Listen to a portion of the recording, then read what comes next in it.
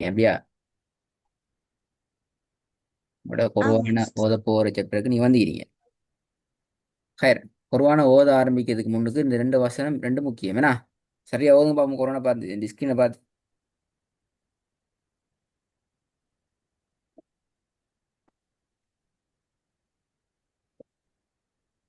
أعوذ بالله من الشيطان الرجيم. திருப்பம். بسم அதாவது الله. பிழை. أنا قصدي முதலாவது பிழை.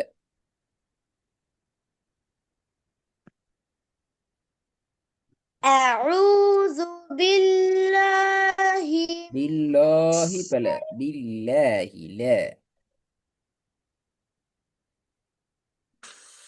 أعوذ بالله من الشيطان الرجيم. ரெண்டாவது. بسم الله الرحمن الرحيم.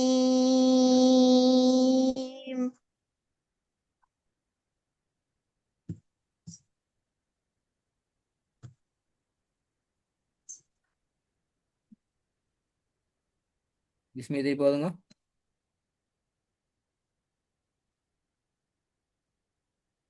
بسم الله الرحمن الرحيم. திருப்பி போதுங்க. بسم الله الرحمن الرحيم. ஹைர். இப்போ இதுல ரெண்டு வகையான முஸ்ஸஃப் இது பாருங்க. விளங்குதா முஸ்ஸஃப் ரெண்டும்? இதுல ஆமாம். இதுக்கு பின்னால இந்த முஸ்ஸஃபுக்கு தான் நாங்க சொல்லுவோம் மதீனத்து முஸ்ஸஃப். என்ன முஸ்ஸஃப் இது? மதீனத்து முஸ்லிம். ஏன் மதீனத்து முஸ்ஹப் என்று சொல்றேன்டால் மக்கால மதீனால தான் இந்த குர்ஆன் அச்சிடப்படுது. அந்த அச்சிடப்படுற எழுத்துக்கள் தான் அந்த எழுத்து. இந்த குர்ஆனை பார்த்தீங்கன்னா இது உங்களோட நாட்டுல எங்களோட நாட்டுகள்ல அச்சிடப்படுற குர்ஆன். நாங்க சொல்லுவோம் இந்தியா பாகிஸ்தான்ல குர்ஆன் என்று சொல்லுவோம் இது. சரியா? இதான் ஓகே. வித்தியாசம். நாங்க ஓத போற இதுல மதீனத்து முஸ்ஹப்ல நாங்க ஓத போறோம். ஆகவே இந்த குர்ஆன் நீங்க பாத்தீங்கன்னா வட்டம் போட்டு காட்டி பாருங்க. அல்ஹம்த பாருங்க ரெண்டுலையும் எப்படி இருக்குது. அர் ரஹ்மான பாருங்க ரெண்டுக்கும் என்ன வித்தியாசம் என்று சொல்லுங்க பாப்போம்.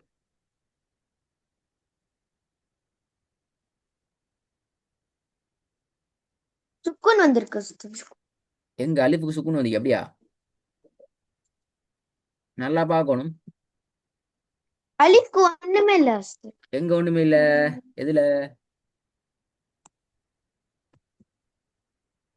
மதீனா முஸ்தப்ல மதீனா முஸ்ஸஃப்ல உங்களோட இந்தியா அடுத்த முஸ்ஸஃப்ல எப்படி இருக்குது? ஃபதஹா இருக்கு உஸ்தாத். எதுக்கு பத்தகத்து நிக்குது? ரெண்டுக்குமே இருக்குது அப்படியா? அலிஃப்க்கு இருக்கு உஸ்தாத். அலிஃபுக்கு இருக்குதா? அர் ரஹ்மான் அலிஃபுக்கு இருக்குது அப்படியா? அல்ஹம்துலில்லாஹ் இருக்கு, அர் ரஹ்மான்ல இல்ல உஸ்தாத். ஆ? அல்ஹம்துலில்லாஹ் இருக்கு, ஆனா அர் ரஹ்மான்ல இல்ல ஆ. உஸ்தாத்.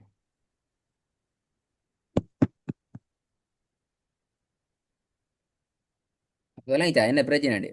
ஒரே குர்ஆன்லயே ஒரு இடத்துல சுக்கூனும் ஒரு இடத்துல ஃபத்ஹத்துனும் ஒரு இடத்துல சுக்கூனும் இப்படி சில இடங்கள் இல்லாம இருக்குது. ஆனா மதீனத்து முஸ்ஹப் நீங்க பாத்தீங்கன்னா அல்ஹம்துலையும் அர் ரஹ்மாலையும் என்ன ஒரே அடையாளம் தான் நிக்குது. பாருங்க ஓகே. ரஹ்மானையும் அல்ஹம்தையும். ரெண்டாவது யௌமித்தீன் மக்தூபி. ரெண்டுலையும் பாருங்க பாப்போம் என்ன வித்தியாசம் சொல்லுங்க பாப்போம். ரெண்டு முஸ்ஹாஃப்க்கு என்ன வித்தியாசம்?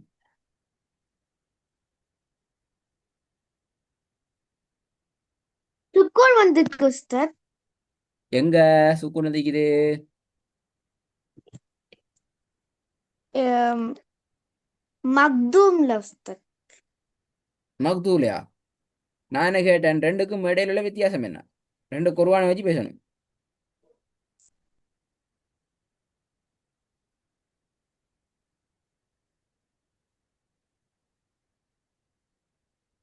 மதிய முஸ்ஸஃப்ல சுக்கூன் இல்ல உஸ்தாத்.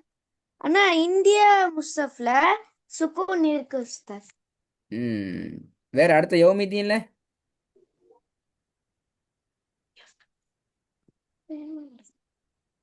சேமா தான் இருக்கு உஸ்தாத். ஆ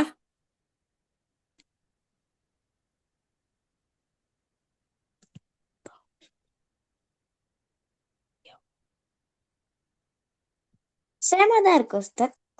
சேமாண்டா ரெண்டுலையும் சுக்கூனிக்குது அப்படியா?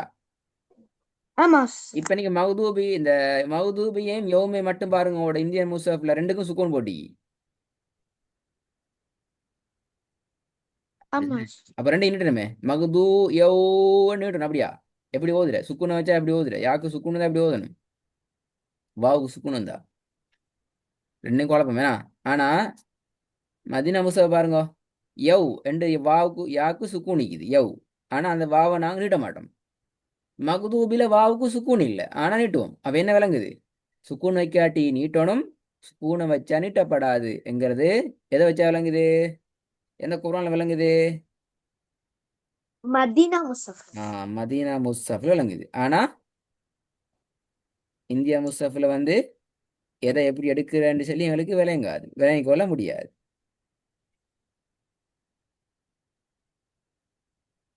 ஓகே உஸ்தாத். ம்.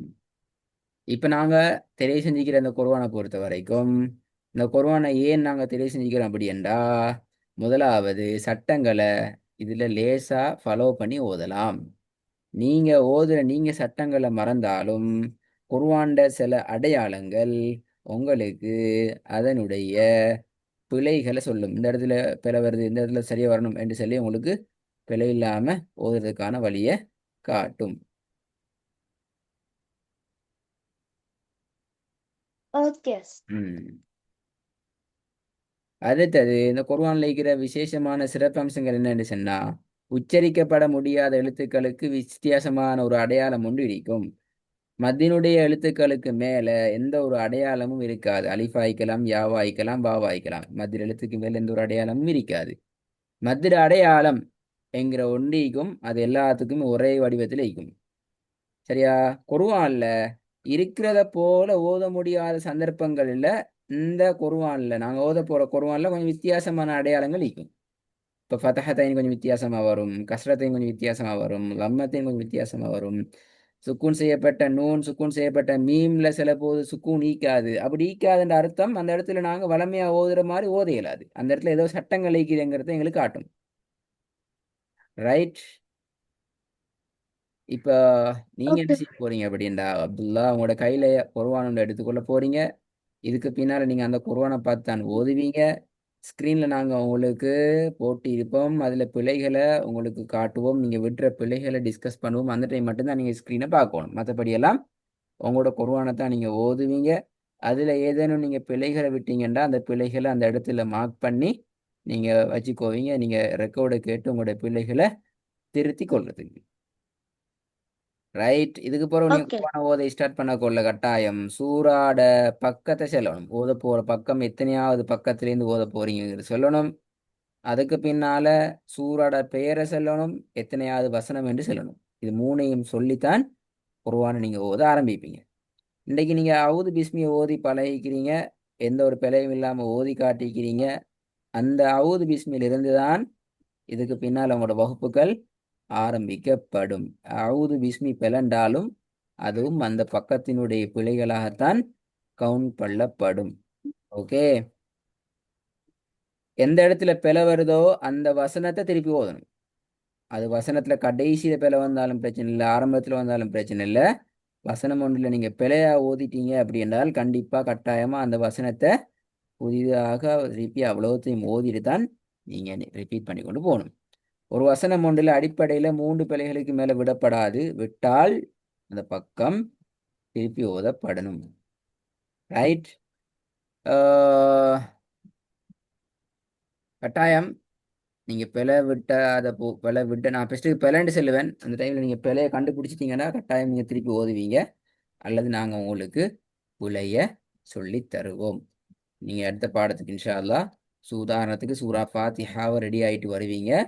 சூரா ஃபாத்திஹால எந்த ஒரு பிழையும் வராமல் படிச்ச எல்லாத்தையும் பார்ப்போம். உச்சரிக்கிற வடிவத்தில் எப்படி இருக்குது, எழுத்துற வடிவம், எழுத்துற தன்மை, சட்டப்பகுதிகளை படிச்சிக்கிறோம், வசனத்தில் இடையில நிப்பாட்டுறது, திக்கிறது, குழம்புறது, நீட்டுறதுல மிஸ்டேக் கூடுறது, உண்ணாசிறதுல மிஸ்டேக் கூட்டுறது, நிறுத்தி ஓதுறதுல மிஸ்டேக் கூடுறது, எல்லாத்தையும் பார்ப்போம். எல்லாம் படிச்சாச்சு. படித்த விஷயம் எல்லாமே கண்டிப்பாக உங்களோட ஓதல்ல கவனமாக வரணும். இதெல்லாத்தையும் பேணி இன்ஷா அல்லாஹ் சூரத்துல் ஃபாத்திஹாவை எந்த ஒரு பிழையும் இல்லாமல் அடுத்த பாடத்துக்கு ரெடி ஆகிட்டு வரணும். குர்ஆன எனக்கு ஃபோட்டோ அனுப்பிக்கொள்ளணும், எங்களோட குர்ஆன் சரியாண்டு பார்க்கறதுக்கு. Okay. ம். அஸ்ஸலாமு அலைக்கும்.